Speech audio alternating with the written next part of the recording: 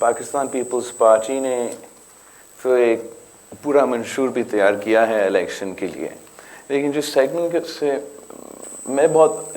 जिसका मैं बहुत पैशनेट हूँ, मैं इसके बारे में आपसे बात तफसीलन में करना चाहूँगा, और वो मेरा अवामी मुआशी मुआहिदा है। इसको मैंने ख़ुद तैयार किया। मैंने चंद एक्सपर्ट्स के साथ बैठ के, जिनसे हमने जब हुकूमत में थे काम लिए थे, जहाँ तक बेनज़ीर इनकम सपोर्ट प्रोग्राम बनाने की बात थी, या हुकूमत सिंध में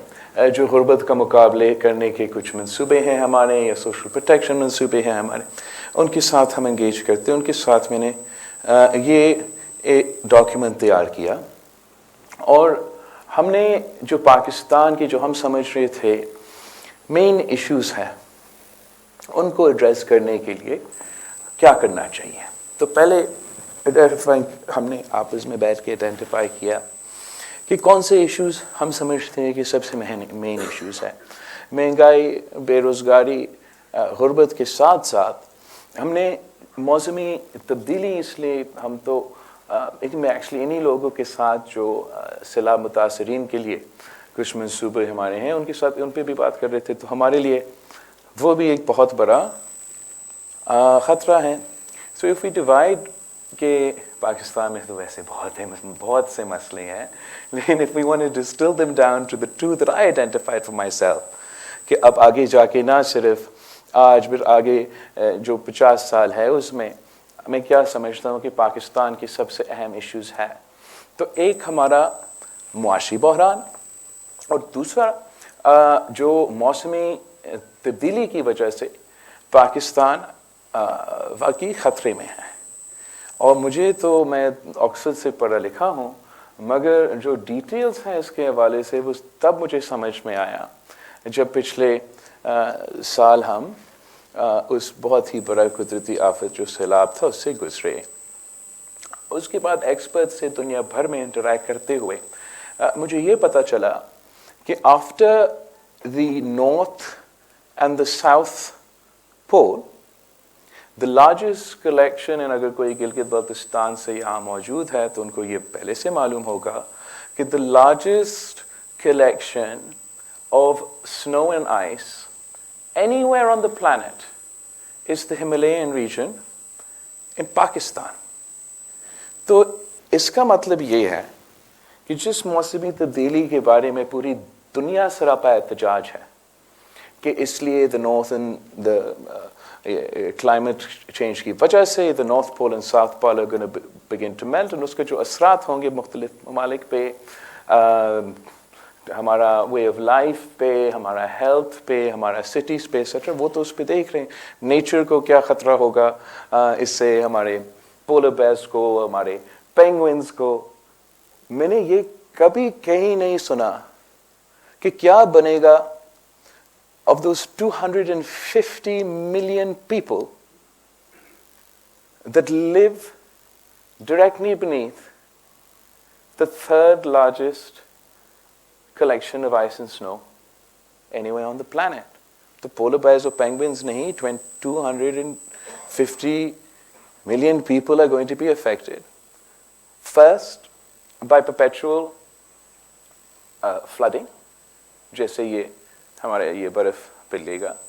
और फिर उसके बाद by perpetual drought. तो इस इशू के बारे में मैं समझता हूँ कि ना सिर्फ आपके सियासतदान मगर हम सब का ये जिम्मेदारी है कि हम ना सिर्फ पाकिस्तान के अवाम को इस इशू के बारे में और कि हम कितने ख़तरे में हैं इस इशू के बारे में समझाएं, मगर हम दुनिया भर में ये आवाज़ उठाएं कि पाकिस्तान एक फ्रंट लाइन स्टेट है। हम 1% से कम कंट्रीब्यूट करते हैं दुनिया के कार्बन एमिशंस में,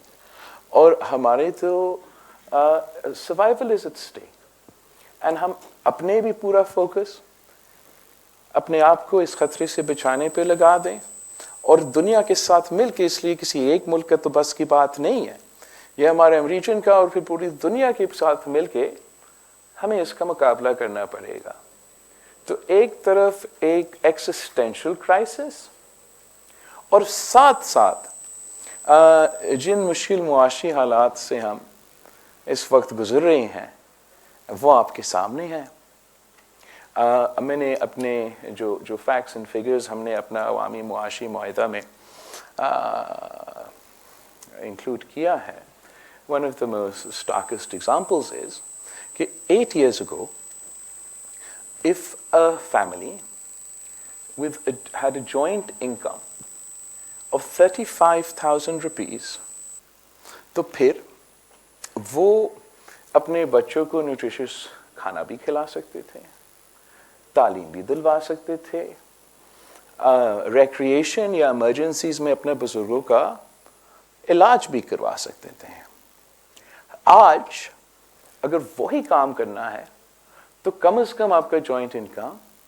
70,000 रुपीस का होना है। अब 8 साल में लोगों का तनख्वाह में इतना इजाफा नहीं हुआ, लोगों के आमदनी में इजाफा नहीं होगा, तो इन हालात में हम क्या करें?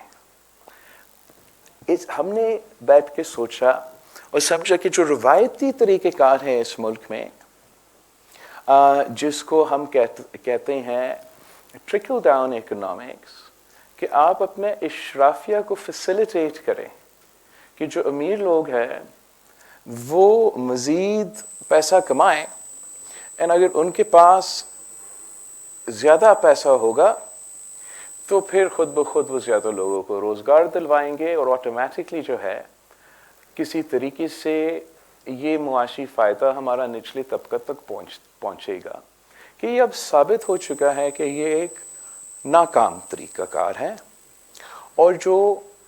तरीक़ा कामयाब हो सकता है वो ये कि अगर आप अपना पसमानदा तबकात को, अपने निचले तबकात को, आम आदमी को एम्पावर करिए उसी रिसोर्सेज के साथ, तो वो रिसोर्सेज आपका ज़्यादा काम आएगा और आपकी मईशत की तरक्की ऊपर से नीचे नहीं, नीचे से ऊपर होगा। पाकिस्तान के फाइनेंशियल क्राइसिस को समझते हुए जब हमने हमारे फिगर्स को एनालाइज किया तो मेरे लिए ये बहुत हैरानकुन बात था कि हमारा वफाकी हुकूमत के पास ऐसा 17 वजारतें थे जो कि 2015 में 18वीं तरमीम के मुताबिक डिवॉल्व होना चाहिए थे, आज तक नहीं हुए। और सालाना जहां हम इस मुआशी क्राइसिस में है, more than 300 billion rupees are spent by the government of Pakistan just to run these 17 ministries. इसके साथ साथ हमारा वफाकी बजट से अशराफिया को अगर हम टैली करते हैं कि कितना सब्सिडीज मिलते हैं,